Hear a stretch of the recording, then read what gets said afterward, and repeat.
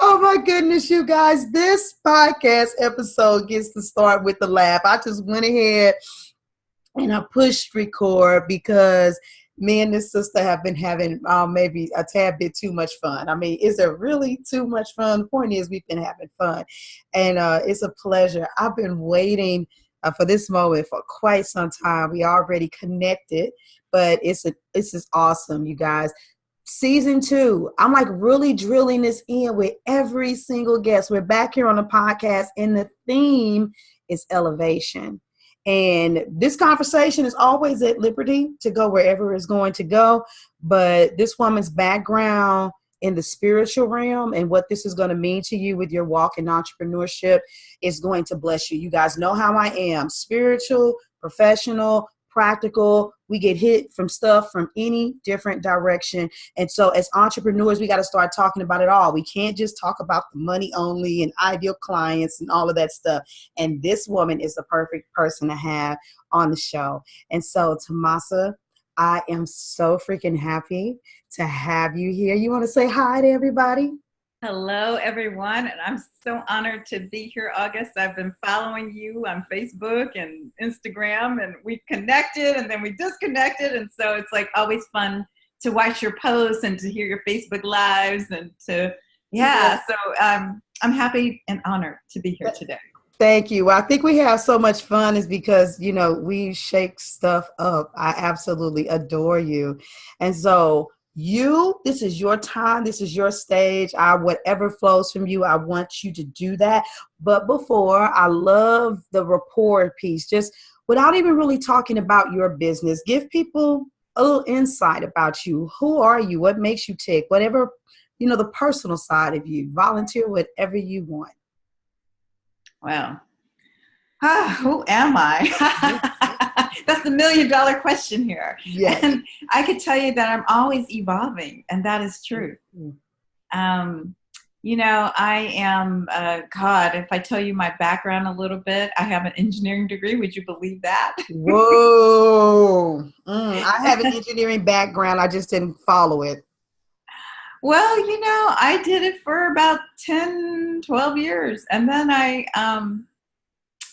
decided to totally step into being a holistic practitioner. Absolutely. And that happened for me in 2001. And while I was straddling both the corporate world and being a holistic practitioner, but the thing about it is it's not just about being a holistic practitioner. It's about living what I share with others. And, I'm a vegan.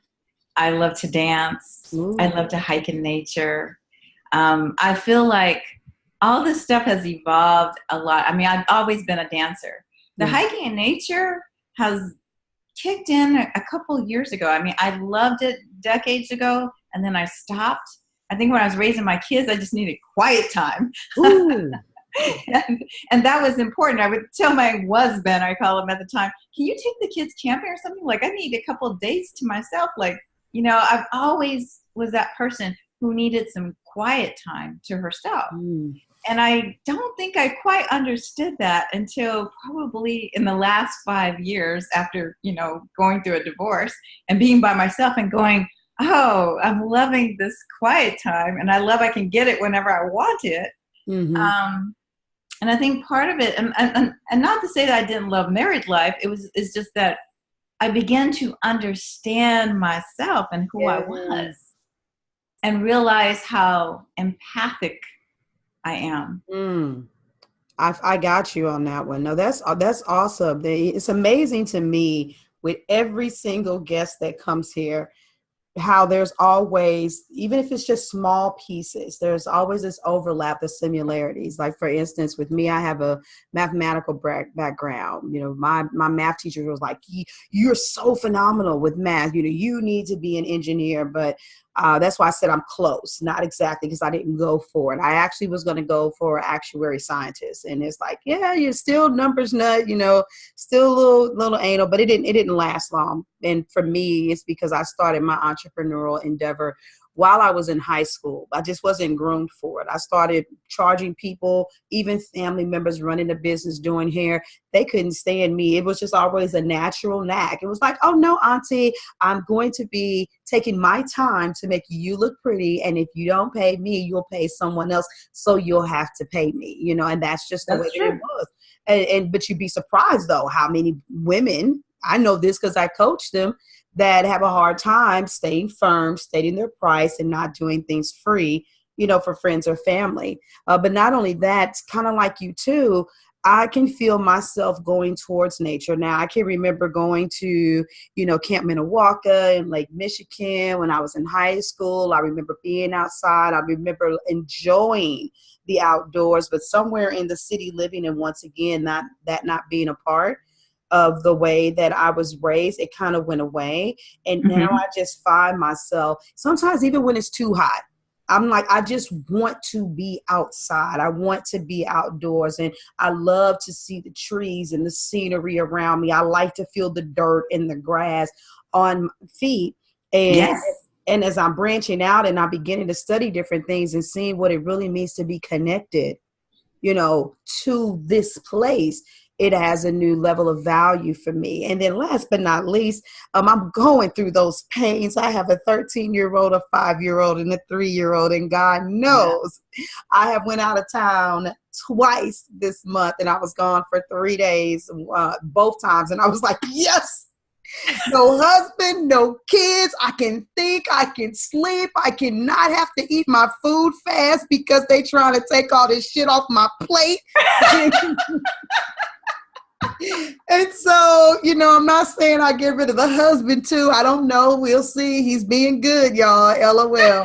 But I ain't lying. I can't wait. I got one out of the house and she's 23. So no, that's awesome. But see, there's always something greater than that's at the heart of who we are that unites us. And then that empathetic piece is the other side. And since I'm a balls to the wall, hard ass, real women don't bitch, come on ladies, get out there, build your dream. People that don't know better would not know that I internalize a lot of pain and suffering from other people. And that's part of the reason why I started doing Reiki training myself.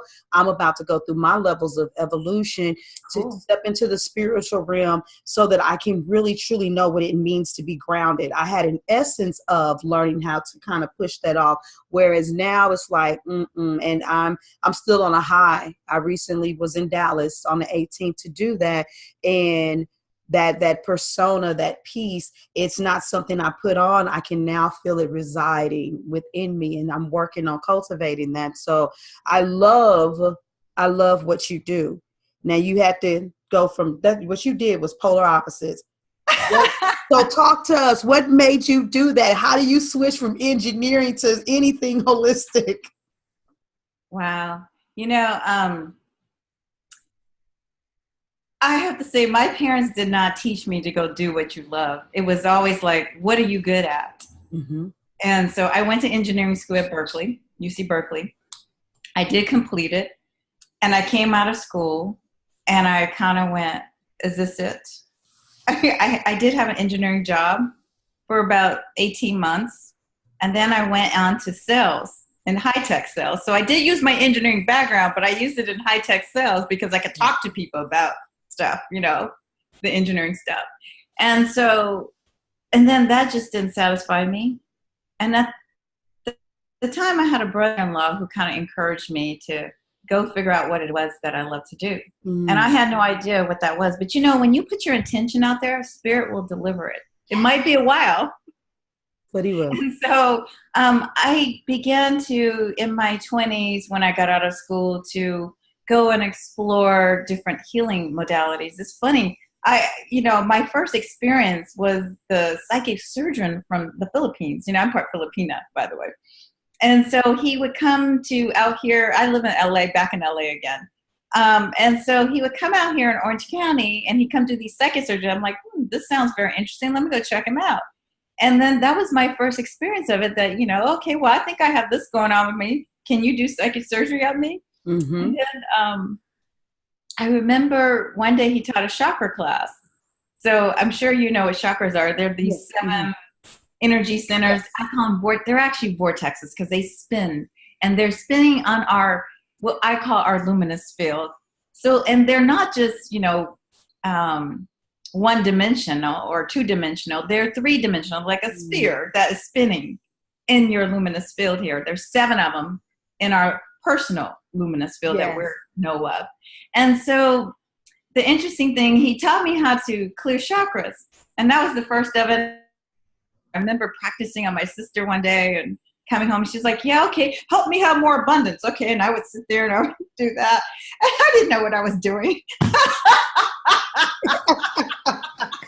Hey, but if she believed it, she put that into her energetic field just off of believing what you did worked. and so I began to, to play with it. And then I went back to my little corporate job, and I moved away from LA, and then I went to the Bay Area, and the Bay Area was at that time, that was like the early 90s, late 80s, early 90s, hotbed of new agey stuff. Okay. And so I remember going to see a life coach at that time because, I moved back to the Bay Area. So I had a lot of transitioning going on. Like I wanted to stay in the work. And then I began to take, go see a chiropractor who would adjust me and take yoga and all this stuff. And then it just started growing. And then one day, finally I reconnected with who became my husband. Okay. I reconnected with him. He found I was all into this metaphysics. And so then it became, it just grew. I was just, into metaphysics and creating abundance and prosperity. And in my late 20s, that just landed. I watched how I did so much inner work, and hardly lift a finger working really. And all this abundance all of a sudden just came through. Yeah. It's like I walked into a territory in the Bay Area that was a gold mine. And I was just like, really? Really, God? Is this all it is? And so it's so funny because we all think that we got to work our butts off. And then, and that's how it becomes efforting and hard. But when you do your inner work, stuff just kind of magnetizes to you. And that's what I'm finding out what's going on right now. Because I got to go back to what I know works. Yeah. And that's what I'm doing right now. It's like, inner work is so much more important than doing all this other stuff and keeping busy. Yeah. And I'm sorry. So the interesting thing for me is that because I got sick while I was in corporate America, it's usually something that hits you up against the wall that makes you go, okay, I got to rethink life. Yeah, I got to do so something. I was working my butt off in corporate America, and I got sick, and I wasn't taking care of myself. I was taking care of everybody. The kids, they were toddlers at the time. The kids, the husband, commuting to work, taking care of customers, doing whatever my employer wanted me to do. And I was last on the list. I remember my girlfriend telling me, when you had the kids, I could never see you or talk to you. And I was like, well, you have no idea. Until she had her own kids, she understood, right? Right. And so when that happened, I needed to get well quick because you got little people dependent on you, especially little ones. And so I started to see a holistic practitioner who did partially what I do today. And so I remember going to see her and getting on the table and receiving. And it wasn't so much like, oh, I'm relaxing. It was like feeling like I was plugged in to source. And it helped me get back to who I was. Because before I was on the path of, getting married and having babies, I was on this path of discovering my life's purpose and who I was. Mm-hmm. And I lost myself on that journey. And so it was like, oh, I'm coming back. And so it was more like, not only was I coming back to her to get sessions because I wanted that feeling of feeling plugged into source all the time. Like, I'm getting myself back, Yeah. And so that was the start of me on this journey, conscious journey, I say, of becoming a practitioner. So 6 months later, you forward 6 months later, and I began to learn how to work on myself. Okay. And then after that, it became, well, I had an experience with a coworker who really needed some help, but Okay. I didn't know enough to help her. So I would send her to my practitioner, but, I put my hands on her and I could feel my whole body heating up. Mm. My whole body heating up as I'm working on her. I don't have a clue, by the way, right? And she Right. looks at me and she can feel some things going on. And I'm like, and she goes, Tomasa, you're a healer and you don't even know it. Mm. And I go, Wow. really? I'm scratching my hair like, really? I got this engineering hat on, right? Yes, yes, yes. I can see it. And so I go back to my practitioner. I tell her what happens, and she says, "Sounds to me like we got us another practitioner." I go, "Oh, no, no, no, no! I can stand it. I'm making like buku bucks in the valley, and like, what? I'm not going to give this up for this, right?" And then there's a part of me inside of me goes, "Go find out what you need to do to get certified," you know. So I ask, and so she gives me a number. And then that was in November of 1996. Wow. In January of 97, I took my first class and I was glued to the instructor. Like I didn't ask anybody who to take class from or where to go take class from. It's like it was divinely guided. Yes. And it means so much. And so I went and I was glued to hearing the instructor talk. But she had this wheel that was like she could fix anything on anybody. And that is the kind of will that I have. And I went and I recognized and I'm like, oh my God, I want to be just like her as a practitioner.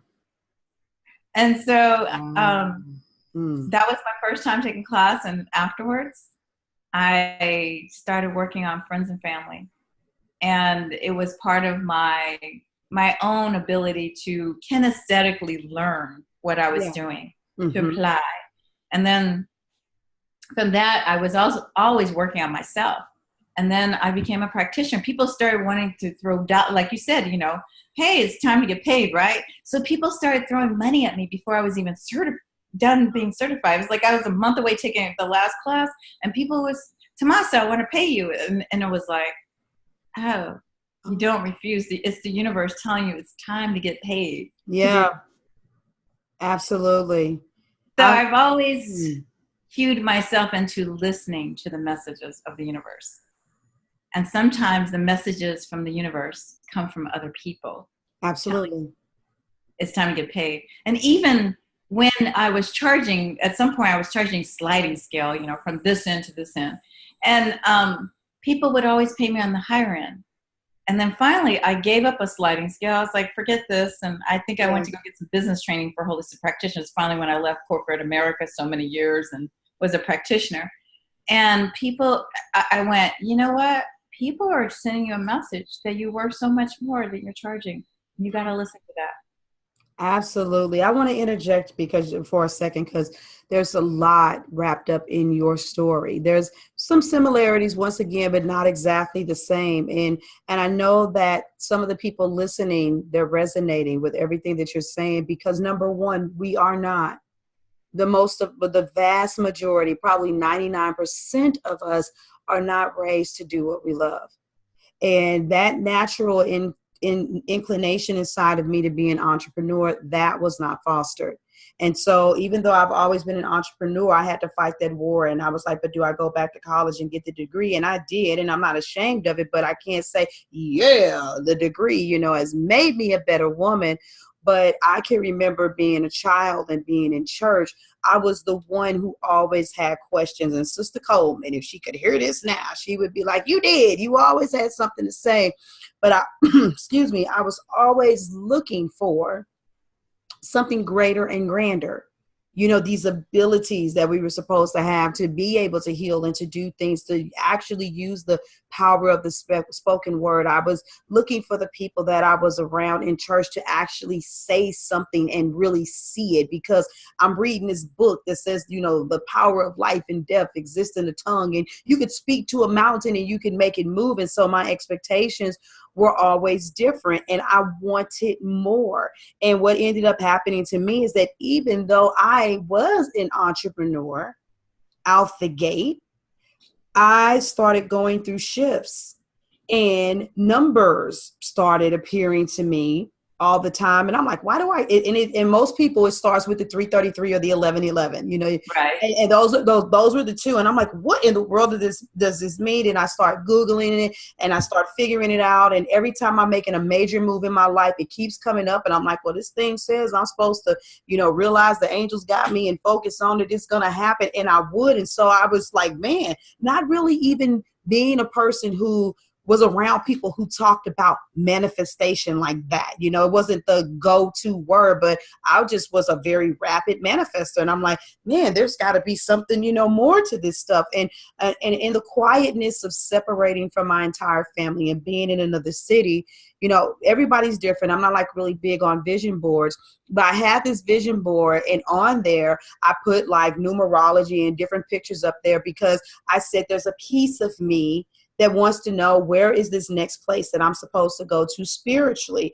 Because you have these boxes. What do you plan to do connecting with people? How do you plan to connect with your intelligence? How do you plan to connect with source? What's your bigger vision? You had these different boxes on this board, and that was something that I wanted.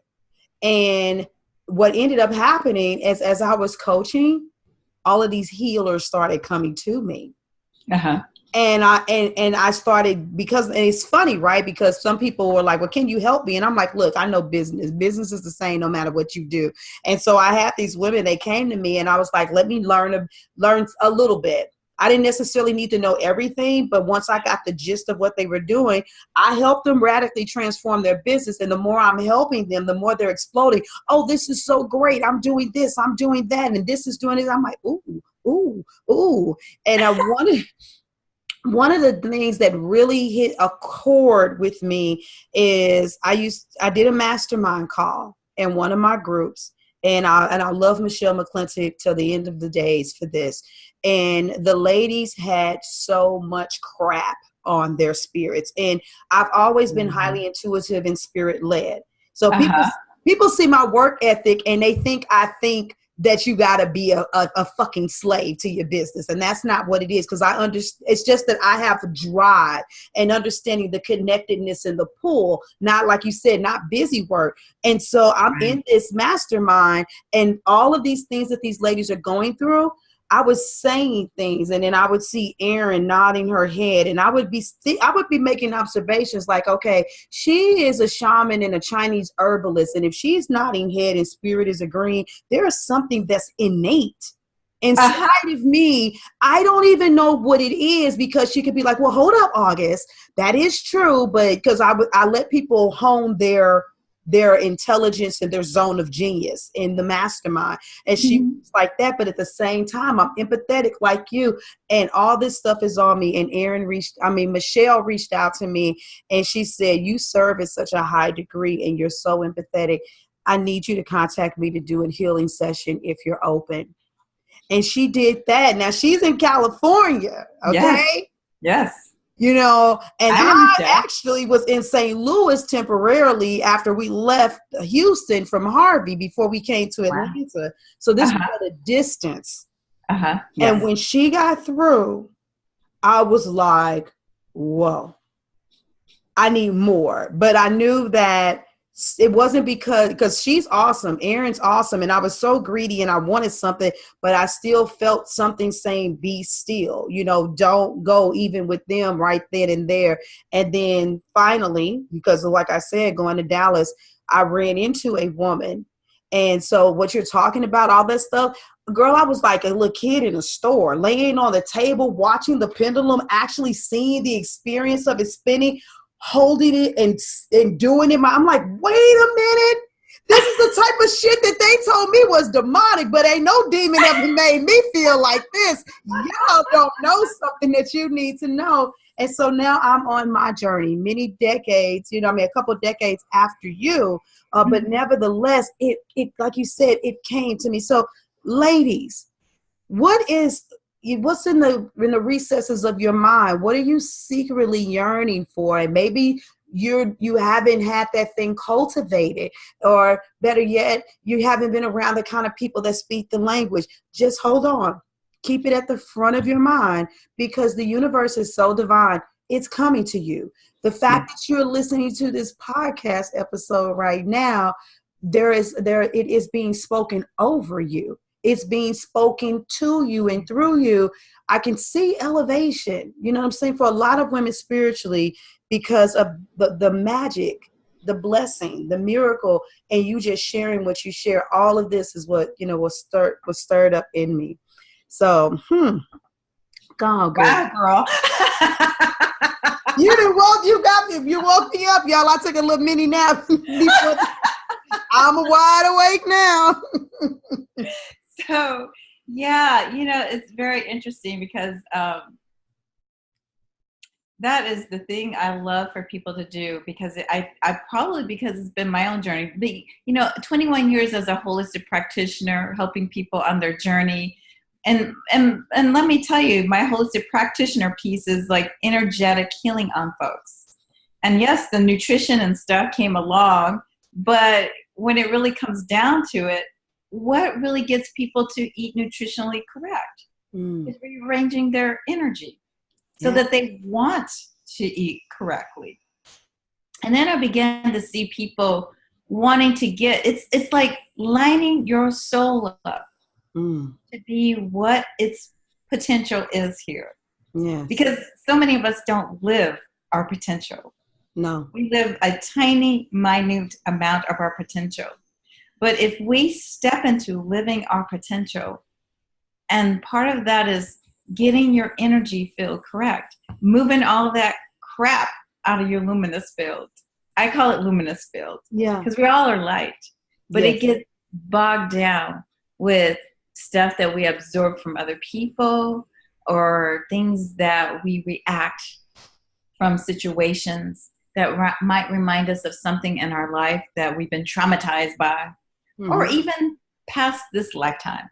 And so part of it is like, how can we remove all that, rearrange it, balance it, so that you live your potential? And that's what Michelle was doing for you. Yeah. Yeah, she woke something up in me. She really, really did. And I've never been the same ever since then. Yeah. She's powerful. And so, people walk around with their chakras spinning backwards all the time. So spinning backwards counterclockwise, that probably makes you effort more than anything, because you're trying so hard to get something done, but it takes longer. It takes a lot of efforting, and it feels like a lot of hard work because your chakras are not lined up. Right. And not spinning the correct direction. So when you get those things all aligned, then it's like things just like start happening. Yeah. Things just magnetize to you. Yeah, I want to say from a professional perspective, even with me, a lot of it, it has to do with knowledge, and it has to do with energy. But I do remember when I first came into the online arena, luckily I was already marrying, the work ethic along with what was going on in the spiritual realm. And I would always say, because I am at least in this season of getting known, that, there's more energy put into making sure that I just exercise due diligence, get out there, post, do live videos, the art of doing business in itself. But I would always say, I can see people coming to me that I don't know, because it's just the time for them to do that. And I can honestly say that in this season of my business, that at least 70% of the people that I'm working with are people that it was like, hey, I don't know where you came from, but I saw your video, or I saw somebody and they shared your video. And all I know is that what you have, it's what I need. Hey, such and such. I just had that happen the other day.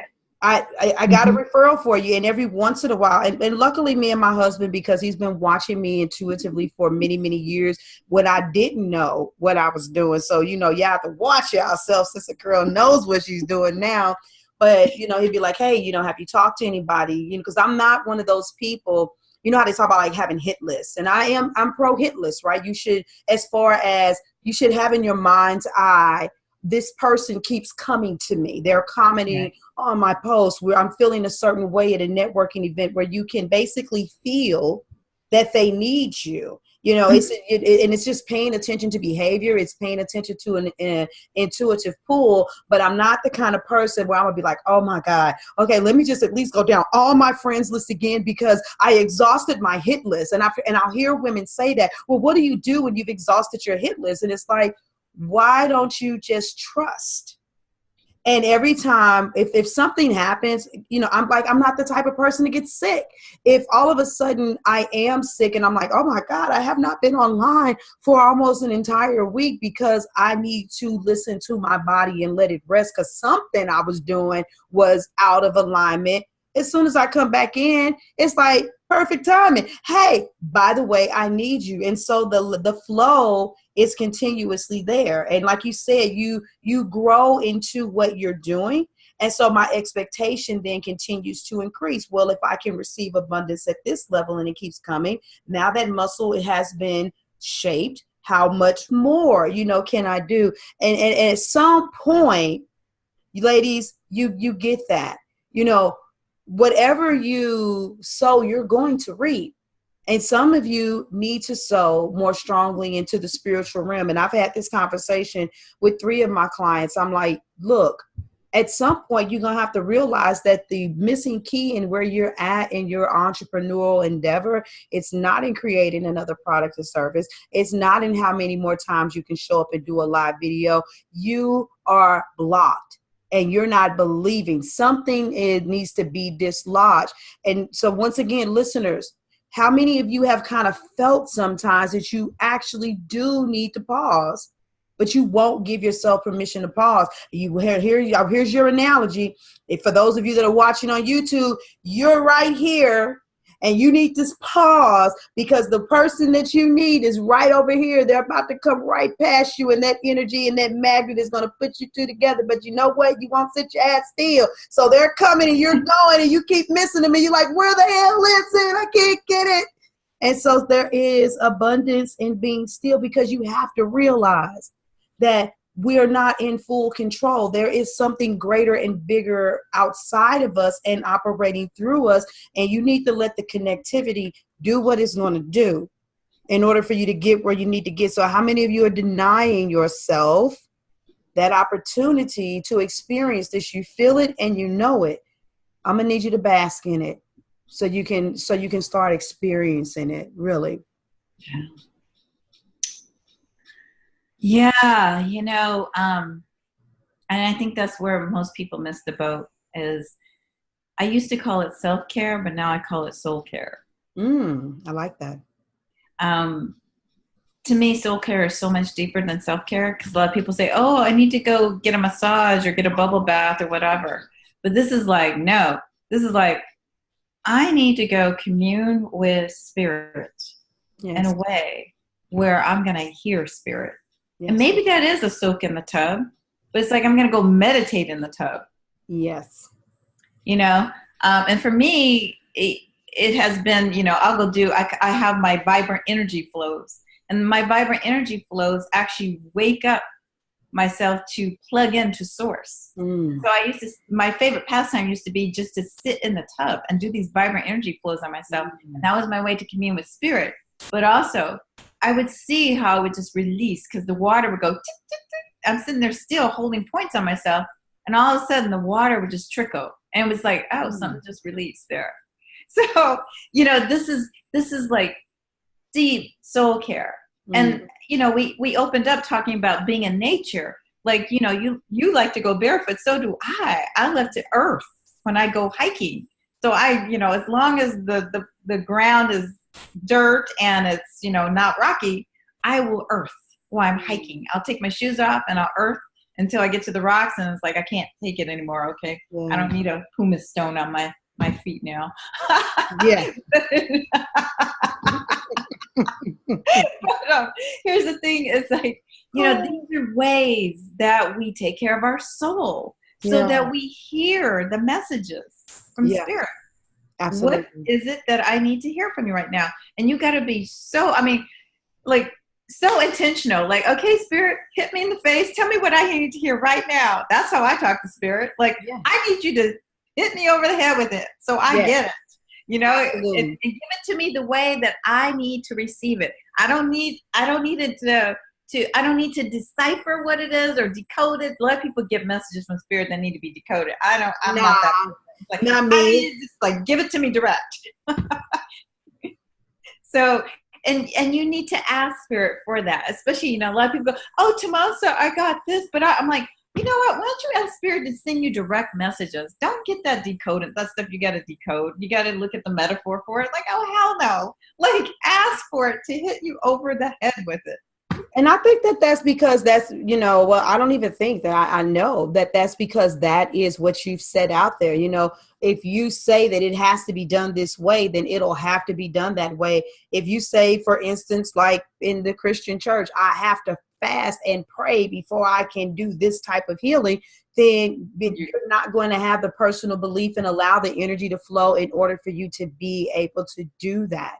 And so if you condition your mind that there's just this big thing that's going to send you something and it's going to be so grand and so divine that you're not going to know that you have to get the information from somebody else, that's the way that it's going to be. And I'm not knocking anybody with what I'm about to say right now, but I personally believe that that's a very dangerous place for people to be in, where you always receive from the divine and you need someone else to decode or interpret. I personally, and I say it again, it is my personal opinion that the first thing that needs to happen is divine revelation. And for those of you that get that internal, like, oh my God, I heard that, I saw that, whether it was in a vision, it was in a dream, it was something that you heard audible in your ears, or you could hear it in your mind, you receive it first.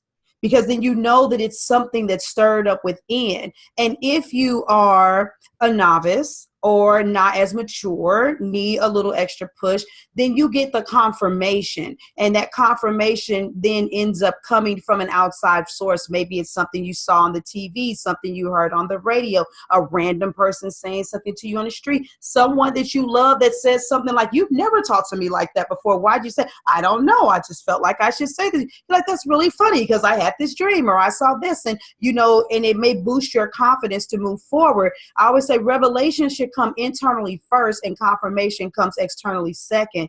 And people that have a tendency to want to hear something externally, you're trying to get a confirmation and then transition it into a revelation. And so some of you end up going down a path still that is being directed from the outside. You're not learning to trust that you are plugged in. You know, for a lack of a better way to say it, and I do this a lot because I have Christian followers, it's as if you still think you need to go consult a high priest instead of realizing that you have direct connection to God. You don't need to go to a high priest. You don't need to go to a pastor. He's going to tell you first. Source will reveal to you. And so, not to take anything out of context, and I'm not saying that confirmations will not come from other people, but at some point, and I'm saying this also from a business perspective. Come on, listen to me, ladies. Some of you have some very radical ideas. I know that I have radical ideas, and I just come out and I'll be like, hey, guess what? August is in the house, and this is what we're doing. This is why I'm doing it this way.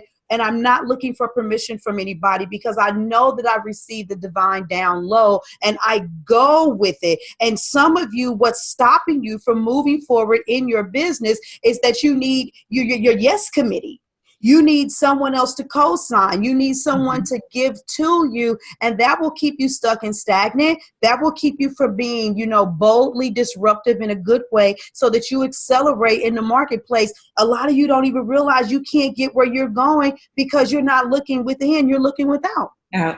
Yeah, you're looking externally. And I think when you look externally, it puts you in this place in your head and not in your heart when it comes to your business. Yes. And so, you know, you have to like really hear the messages inside, like tap into spirit. And spirit is always right there. Even, you know, like you're saying, you get these radical ideas. These radical ideas are big. You know, that's something different. That's you showing up the way you need to show up here in the world in your own individuality to help the collective consciousness. And that is what's beautiful about it. Absolutely. I'm gonna see, and what I love about this is when you commune with people with a spirit like yours, it's contagious. It's really, really contagious. I don't know, and I don't say this all the time, but you should think about doing some series. It might be 2 episodes, maybe 3, 4. I don't care. Let me know to come back on the podcast and to like really work through and talk through some of these things and let people get a firmer understanding about some of these principles that you're talking about. And not so much as me asking you to like teach your entire modalities, but to let people that need to get this space of clarity, that may even be your clients that need to come to you, to come and talk about this more deeply and how it transitions things, especially for them to have more of that ease and flow, in their entrepreneurial endeavor. I think that would be really, really awesome. I know that we had to fight, so to speak. Not really. Timing is divine, but it took us a second. Like you said, we were like, we're going to connect. And it's like, we haven't talked. It's like, no, we're going to connect. We were connected. We disconnect. We back together again. But I would love to have you on the show to potentially maybe expound on maybe a certain facet of things a little bit deeper, and so that the women can hear you. And if you guys don't know her, then all of her links are going to be on the podcast website anyway. You need to go. You need to follow her, because this energy is contagious. Before we get out of here, because I'm looking at the time, I'm like, oh my God, we've been talking about this like we filled up the time. Yeah, I'm like, which don't get me wrong. To talk about. Yeah, and we could go. We could really, really go. And but I do know I want to respect people, when they know when I have a guest, it's going to be almost up to an hour, as opposed to usually my 15-minute, bam, get your nugget, go. Oops, Boulder, I'm on word, Joe. I can't say nugget anymore. That's a whole other story. But yeah, I would love for you to do that. So why don't you kind of talk to the people? I know you got something coming up. I do. Tell them about it. So I have a program, a year-long program that helps you get in touch with your life's purpose. And even if you are in business for yourself, sometimes you need to be able to listen in and clear all your stuff, so that you can zero in, focus in on what it is that you're really here to do. Yes. Because we're always evolving as human beings, as these souls in these human bodies. And so I have a program that I'm opening up enrollment for very soon here. And that is called Live Your Soul's True Destiny. And you can find out about it at www.liveyoursoulstruedestiny.com. It's a 9-month program. And some of these concepts that we talked about today, about clearing your luminous field, you have the opportunity to clear your luminous field, but also to learn how to clear it for others if that's what you like to do. And then sitting in the practice of always keeping it clear, but also learning to hear the messages from spirit and everything, whether that be from the animals when you're hiking in nature, or to plant spirits who talk to you, or, just from human beings talking to you, and know when they're giving you a message and when they're not. What is it that they're telling you? Those are the kinds of things that you learn in this 9-month program, so that you are clear and you are in touch with your soul on a deep, deep level. And you know how to call in spirit to help you find the answers that you need to find. Absolutely. And so these are the things that I teach you. That it's not even teach you, I facilitate. I like that. Because we're all on this journey together, and it's fun to go back around it and see it. And some of us call it the medicine wheel. And I take it deeper, where I integrate all my work, from Chinese medicine to shamanism of the Inca tradition. So this is deep, deep, deep healing work. It's like you going on a personal quest to find yourself. Absolutely. You don't have to go somewhere to do it. And I'll teach you how to go somewhere to do it in this body, right where you are, because we can't do it that way too. And so, so if you just look at, I'm opening up at the whole eclipse season here, enrollment. All right. So if you get in on the early bird, you do have to apply, because I do need to interview and talk to you and see if this is a good fit for both of us. Absolutely. Or not. And I'm really funny about who I will allow into the program, who doesn't come in the program, because you need to be ready to say yes to yourself. Mm. Yes to your soul. Absolutely. I love that. And I totally align with that. The things that I do that are of a higher caliber, because there is so much to the alignment of, I'm protective that same way. It's not like I don't care how much money you have. I care about whether or not this is what we're meant to do together. And that's awesome. So look, go to realwomendon'tbitchpodcast.com. Go to the featured speakers tab. All of her information is going to be there for you to connect with her. Don't miss out on this. An inquiry won't hurt you. And even if this isn't for you, you never know what else she has that is. Or, she's a wealth of resources. Just reading her timeline will shake something up in you. Really, just go on. I'm not a conformist, so beware. Now, if you're a little, sensitive, you might not want to go to either one of us. But if you're listening on this, if you're listening to this podcast, you can handle her. You can. Yeah, I tell people all the time, the title alone, because I believe in attracting as well as repelling.